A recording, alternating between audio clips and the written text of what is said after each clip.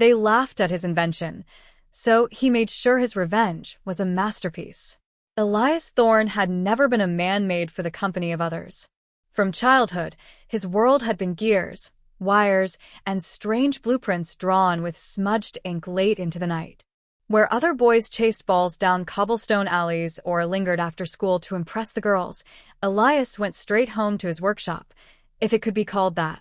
It was little more than a cramped cellar, its stone walls lined with shelves that sagged under the weight of tools scavenged from scrap yards and markets.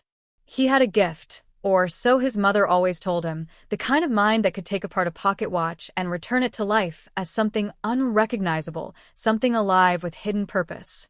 But the townspeople saw only madness.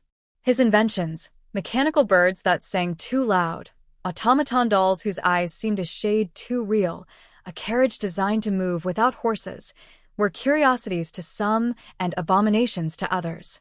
They laughed at his demonstrations, mocked him in taverns, and warned their children not to linger near his cellar door. And when Elias presented his latest creation, a machine powered not by coal or fire, but by a mysterious magnetic current he had studied for years, they did more than laugh.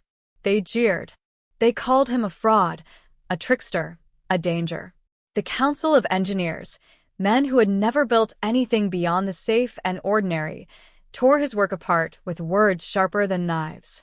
That night, Elias sat alone in his cellar, the echoes of their laughter still ringing in his ears. He stared at his invention, a box of polished brass and copper coils, glowing faintly with the hum of its unseen power, and something inside him hardened. If the world refused to see the beauty of his mind, then they would see its fury.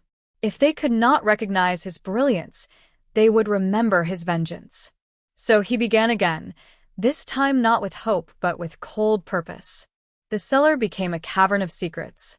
Weeks blurred into months, and Elias vanished from public view. People whispered he had gone mad, or that hunger had finally carried him away. But in truth, his hands were never still. He worked with relentless precision, feeding every insult, every mocking grin, every dismissive word into the fire of his labor. What emerged was no longer an invention for the betterment of mankind, but a design for retribution. When the night of unveiling came, it was not announced with fanfare. The annual gala of invention drew the councilmen, the merchants, the curious citizens who loved nothing more than to watch a hopeful dreamer humiliate himself on stage. This year, the grand hall shimmered with lamplight, its chandeliers gleaming over tables laden with silver and wine. Laughter filled the air, the very laughter Elias had memorized. He arrived uninvited, his black coat dusted from travel, his eyes hollow yet burning. They nearly turned him away at the door, but something in his bearing, perhaps the quiet certainty of a man who no longer cared for permission, made them hesitate. He walked to the stage without a word, dragging behind him a long, shrouded crate on wheels. The crowd tittered, nudging one another, eager for the spectacle of his humiliation. With deliberate calm, Elias removed the cloth. What stood revealed silenced the hall. At first, it seemed a statue, a man wrought from bronze and steel, its joints too fine, its posture too lifelike. Then the machine's eyes opened, two spheres of glowing glass that scanned the room with chilling intelligence. A murmur rippled through the crowd. Some gasped. Some stepped back. The automaton bowed. "This," Elias said, his voice carrying across the hall, "is what you called madness. This is what you spat upon." The automaton straightened, and the hum of hidden gears filled the silence.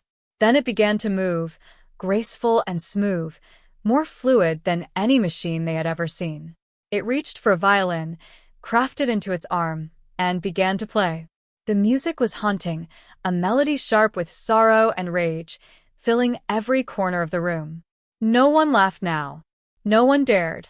But Elias had not built it for applause. As the final note shivered into silence, the automaton's chest opened, revealing the same glowing core they had once mocked. Sparks danced, arcs of blue light flickering across the hall's gilded walls. The crowd panicked, realizing too late that this was not a performance. Doors locked with metallic clicks. Windows sealed, as if gripped by unseen hands. The machine raised its arms, and with every movement, the room itself seemed to bend to its will. Tables slid aside, chandeliers swayed as though the air itself bowed before Elias's creation. The councilman screamed, demanding release, demanding reason. Elias only watched, his face unreadable. "I asked for recognition," he said, his voice soft, almost tender. "You gave me ridicule. Now I give you memory. You will never forget me." The automaton moved among them, its touch harmless, but its presence unbearable. Wherever it stepped, lamps burst, shadows lengthened. The very air grew heavy. It did not strike, it did not kill, but it marked them. For the rest of their lives, the survivors would wake in the night to hear that melody, to see those glass eyes staring back in their dreams. The invention became their curse, their reminder. When the doors finally unlocked and the crowd fled into the streets, Elias remained behind. The automaton stood at his side, silent now, like a sentinel awaiting its master's command. He smiled faintly, not with joy, but with the grim satisfaction of a man who had written his vengeance in a language no one could erase. From that night onward, no one laughed at Elias Thorne. His name was spoken in whispers, his cellar left untouched, his inventions feared more than understood. And though the world would never again dismiss him as a fool, they would forever remember the masterpiece that was born not of hope, but of scorn. Elias did not vanish immediately after that night. For weeks, the city lived in terror of him.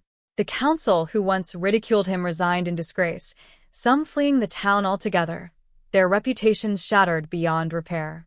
Merchants whispered that Elias Thorne had cursed the hall itself, for no gathering could take place there without someone hearing faint echoes of the automaton's violin. Superstitions grew. Children were told to stay away from dark corners, lest Thorne's man of iron appear and claim them. But Elias had not built his masterpiece to haunt a single hall. He had built it to prove a truth, that his mind was above theirs, beyond their narrow ridicule. Once his revenge was delivered, he realized that the automaton, whom he called Aurelius, was no longer merely a weapon. It was a companion. It obeyed him with a precision no human ever could, listened to his words with an attention no friend had ever given, and in its glowing eyes, Elias began to see the possibility of something greater. Night after night, he returned to his cellar with Aurelius at his side. The machine carried tools, soldered joints, even adjusted designs when Elias commanded. What had once been a lonely chamber now pulsed with energy and life. Yet as the weeks passed, a new hunger grew in him. Revenge had filled the hollow space inside his chest for a time, but it was fleeting. Applause, fear, recognition, all of it faded. The only thing that remained constant was the hum of invention, the unyielding march of creation. So Elias began to build again. This time it was not just one machine. He fashioned smaller automatons, spiders of steel that crawled across ceilings, their eyes flickering red, birds with wings of copper that perched on rafters and recorded conversations, serpents of bronze that slithered through pipes and tunnels, carrying messages between them. Aurelius was no longer alone. The cellar became a hive, alive with the whisper of gears and the hiss of pistons. Word spread of strange sightings, shadows moving where no man walked, the soft scrape of metal claws against windows at midnight. Some swore they saw a figure watching them from rooftops, its eyes glowing in the dark. The city, once proud of its industry and inventions, became gripped by paranoia. The very machines that once symbolized progress now seemed haunted, as if Elias's creations had infected the air itself. And Elias? He did not stop.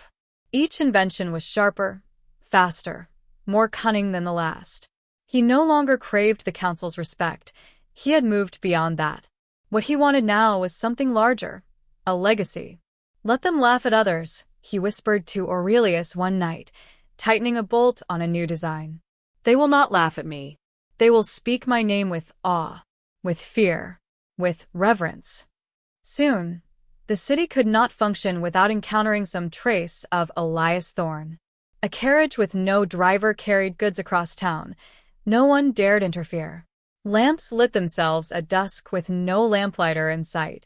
Messages traveled faster than horses, delivered by unseen couriers of brass and steel.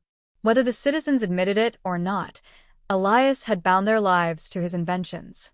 They depended on him even as they feared him. The same council that had once mocked him sent emissaries to his cellar, offering money, power, influence if only he would place his machines in their service.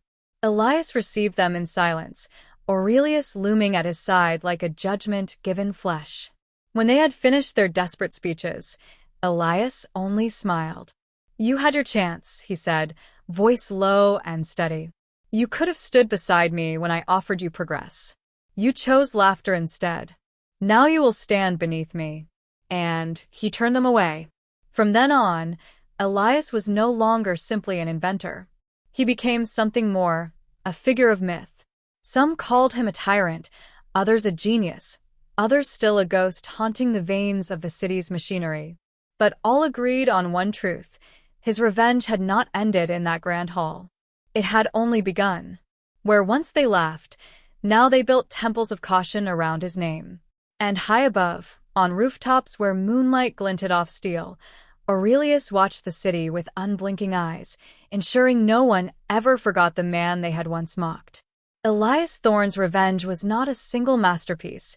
It was an unending symphony, and the city itself was his stage.